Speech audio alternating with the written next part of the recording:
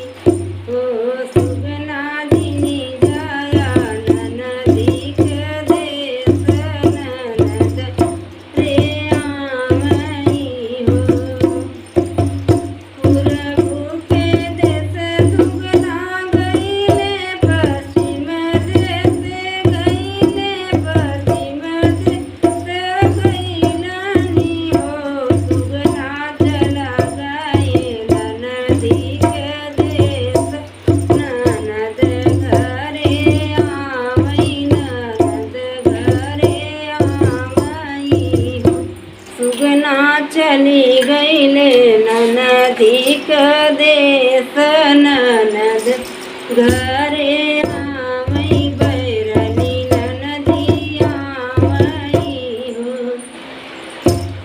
जब डोला पहुँचे गइलबा दुआरे, डोला झलकई दुआरे, डोला झलकई हो। बहिनी बाबू के दियरा जुड़ाने, दुलारी बेटी आवई, दुलारी बेटी आईनी हो। बहिनी माई के दियरा जुड़ाने,